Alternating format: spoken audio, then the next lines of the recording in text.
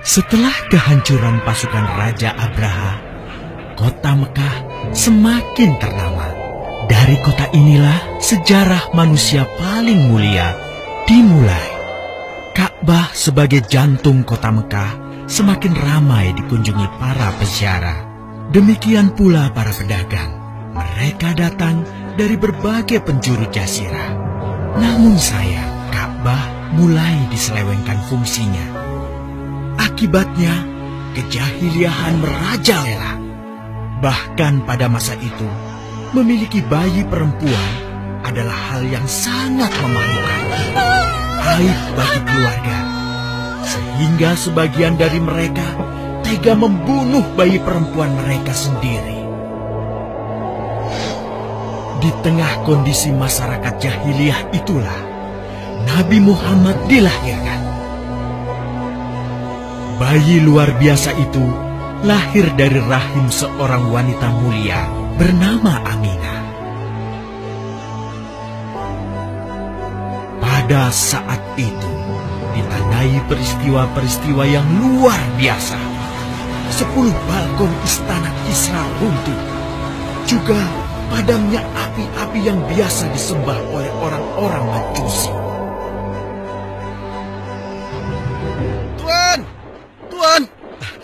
Tuan Abdul Muthalib, ada kabar gembira.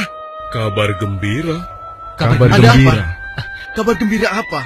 Tuan, cucu Anda telah lahir. Benarkah? Laki-laki atau perempuan?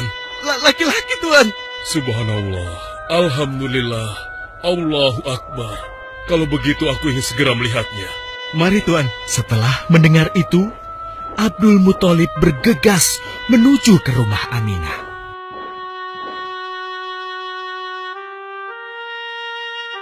Ah, cucuku, kasihan engkau terlahir yatim.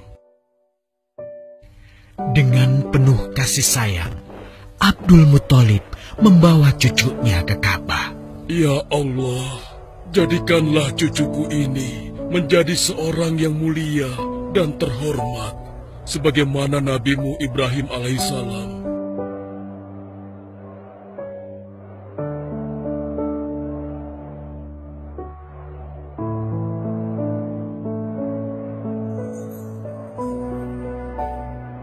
Siapa namanya, Ayah? Muhammad. Muhammad? Iya, aku akan menamainya Muhammad. Artinya yang terpuji. Kehadiran Muhammad kecil sungguh memberi kebahagiaan. Tidak hanya bagi keluarga Bani Hashim, bahkan seluruh kabilah suku Quraisy menyambutnya dengan sukacita. Kemudian Abdul Muthalib mencarikan ibu susu bagi Muhammad kecil. Kita sudah berhari-hari mencari anak susuan, yang dari situ kita akan mendapatkan imbalan yang cukup. Namun hingga saat ini, belum juga kita dapatkan. Ya, istriku, aku mengerti. Apa kita terima saja bayi yatim itu? Muhammad maksudmu? Iya, cucu dari Abdul Muthalib. Kasihan dia. Hampir semua teman-teman dari rombongan kita tidak ada yang mau menyusuinya. Karena tidak ada harapan untuk mendapatkan imbalannya dari ayah bayi itu. Betul juga engkau, istriku. Kasihan anak itu. Aku mendukungmu jika engkau susui dia. Mudah-mudahan Allah memberikan keberkahan bagi kita. Halimah segera mendatangi Abdul Muthalib. Dia bersedia untuk menjadi ibu susu dan pengasuh bagi Muhammad kecil. Betapa gembira Abdul Muthalib mendengarnya. Halimah dari Bani Sa'ad itu akhirnya dipercaya Abdul Muthalib untuk mengasuh cucunya 2 tahun lamanya. Ayo istriku, kita berangkat sekarang. Sebentar lagi suamiku. Insya Allah kita berangkat sampai anak ini kenyang. Kalau begitu, aku lanjutkan berkemas-kemas dahulu. Hah? Ada apa, suamiku? Lihat, unta dan keledai kita. Mereka demikian sehat, tidak seperti sebelumnya. Subhanallah. Betul, suamiku. Tidak seperti kemarin. Demi Allah, kau tidak salah memilih istriku. Kau telah mengambil anak yang dipenuhi dengan barokah. Allah melimpahkan keberkahan atas Halimah dan suaminya. Mereka pulang ke kampung Bani Sa'ad dengan penuh rasa syukur. 2 tahun berlalu sudah. Tugas Halimatus Sa'diyah sesungguhnya telah usai. Saatnya Muhammad kecil harus dikembalikan kepada ibunya. Terima kasih, Halimah. Engkau telah merawat anakku dengan baik selama 2 tahun. Tidak ada yang bisa kuberikan, kecuali aku berdoa. Semoga Allah memberkahi engkau dan keluargamu. Amin. Saya juga bersyukur diberikan kepercayaan dan kesempatan merawat anakmu, wahai Ibu Aminah. Namun, begini Bu, mohon maaf. Kalau boleh, izinkan aku merawat Muhammad lebih lama lagi. Aku masih sangat sayang padanya. Baiklah, kalau begitu aku setuju dengan usulmu. Bawa dan rawatlah Muhammad sebagaimana dia anakmu sendiri. Terima kasih, Ibu. Terima kasih. Begitulah, Muhammad kecil kembali ke tengah-tengah Bani Sa'ad. Ia tumbuh menjadi anak yang memiliki banyak teman karena kemuliaan akhlaknya. Tatkala berusia sekitar 4 tahun, terjadilah suatu peristiwa. Muhammad, Bu! Muhammad! Muhammad? Kenapa Muhammad? Muhammad dibawa orang. Hah? Dibawa orang? Diculik? Coba ceritakan. Ketika kami tengah bermain, tiba-tiba ada orang dewasa datang. Dia langsung membawa pergi Muhammad dan membunuhnya. Hah? Membunuhnya? Ya Allah, di mana? Di mana? Antarkan ibu ke sana. Dengan perasaan cemas, Halimah bergegas menuju tempat itu. Dan dilihatnya, Muhammad kecil tengah terduduk. Muhammad, apa yang terjadi denganmu? Dengan sangat tenang dan jelas, Muhammad kecil menceritakan apa yang telah terjadi. Bahwa seseorang telah membelah dadanya, mengambil hatinya, kemudian mencucinya dan mengembalikannya lagi ke tempatnya semula. Maka sesungguhnya yang datang itu adalah malaikat Jibril. Dia ditugaskan Allah untuk mencuci hati Rasulullah sehingga bersih dari segala kecenderungan setan. Subhanallah, sungguh anak ini bukanlah anak sembarangan. Sebaiknya aku kembalikan saja kepada ibunya. Peristiwa itu membuat Halimah sangat khawatir. Maka bergegaslah Halimah mengembalikan Muhammad kecil kepada ibunya. Menginjak usia yang ke-6 tahun, Muhammad kecil diajak ibunya untuk berziarah ke makam ayahnya, Abdullah di Yathrib. Dalam perjalanan pulang kembali ke kota Mekah, Aminah pun jatuh sakit. Dari hari ke hari, tubuhnya semakin melemah. Hingga di sebuah kota bernama Abwa, letaknya antara Mekah dan Yathrib, Aminah meninggal di sana. Dan Muhammad kecil pun menjadi seorang anak yatim piatu. Sejak itulah Muhammad kecil dirawat dengan penuh cinta dan kasih sayang oleh kakeknya, Abdul Muthalib. Muhammad, sudah berhentilah memerah susunya. Insya Allah, sudah cukup untuk persediaan kita hari ini. Beristirahatlah sejenak. Makanlah agar kau tetap sehat.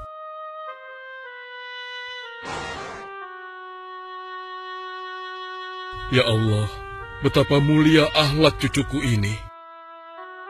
Namun, kasih sayang Abdul Muthalib tidak berlangsung lama. Saat usia Muhammad 8 tahun, Abdul Muthalib kakeknya yang sangat menyayanginya itu meninggal dunia.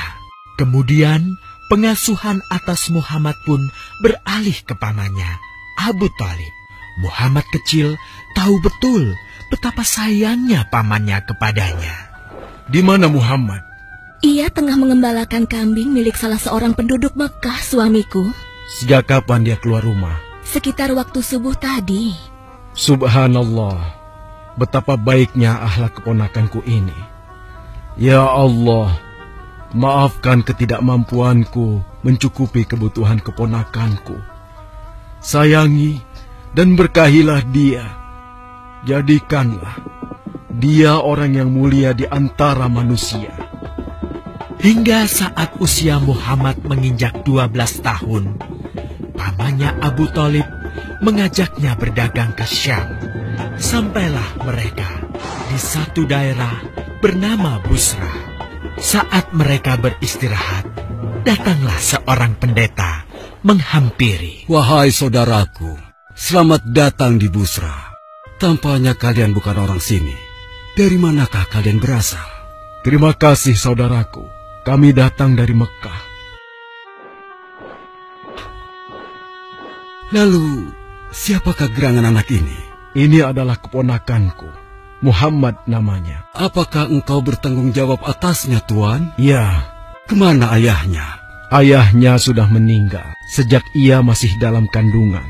Oh, apakah kini dia yatim piatu? Benar.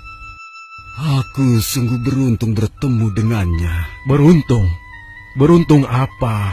Sungguh, keponakanmu ini adalah orang yang sangat istimewa. Oh ya? Ya, dia adalah seorang nabi, seorang utusan Allah. Bagaimana kau tahu hal itu? Aku tahu karena aku seorang pendeta. Dan berita kedatangan dia sebagai seorang utusan Allah sudah disampaikan di dalam Injil. Bahkan aku pun bisa mengetahuinya dari cincin kenabian yang berada di bagian bawah tulang rawan bahunya yang menyerupai buah apel sebagai tanda kenabiannya. Begitulah pendeta bernama Bahira menyampaikan kepada Abu Thalib perihal kenabian Muhammad. Ia berpesan agar menjaga baik-baik keponakannya itu, karena Muhammad kelak di suatu saat nanti akan menghadapi banyak gangguan dan rintangan. Istriku, Muhammad sudah berusia 25 tahun. Aku pikir sudah saatnya dia untuk menikah. Betul, suamiku. Namun, dengan siapakah dia akan kita jodohkan? Kemarin Khadijah mengirimkan utusannya dan menyatakan keinginan Khadijah untuk menjadikan Muhammad sebagai suaminya. Hah? Khadijah?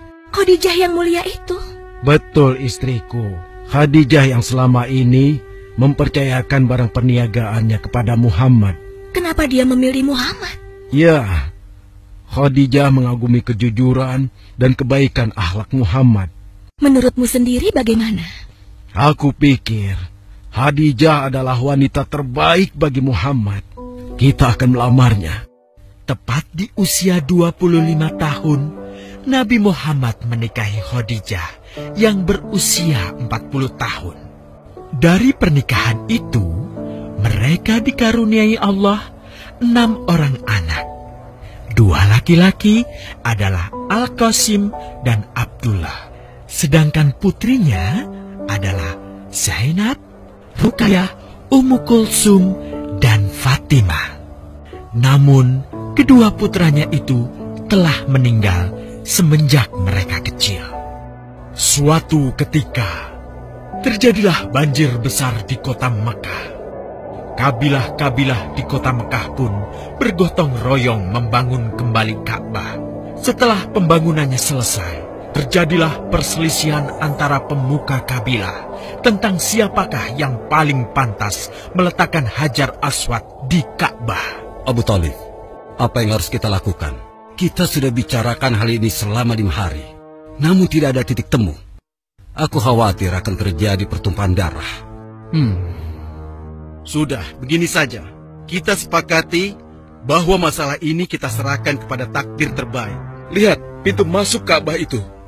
Siapapun yang pertama kali akan melewati pintu itu, dan siapapun dia, kita tidak boleh menolaknya. Setuju? Aku juga setuju. Baiklah, aku setuju. Aku juga setuju. Baiklah, kita perhatikan bersama.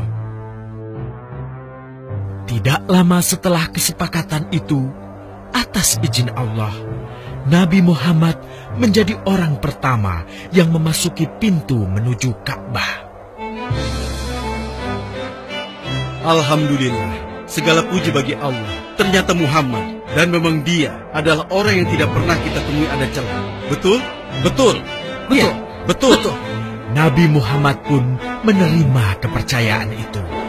Dengan kebijaksanaannya, Nabi Muhammad meminta sehelai kain, lalu meletakkan Hajar Aswad di atasnya.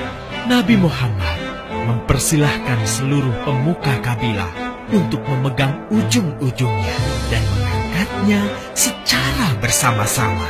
Setelah sampai pada sudut Ka'bah, giliran Nabi Muhammad meletakkan Hajar Aswad di tempatnya semula. Terhindarlah perpecahan di kota Mekah. Meskipun demikian, kegelisahan masih terus menggelayuti hati Nabi Muhammad. Kejahiliahan ada di mana-mana. Kezaliman dan kemaksiatan terus berlangsung. Ia tak habis pikir.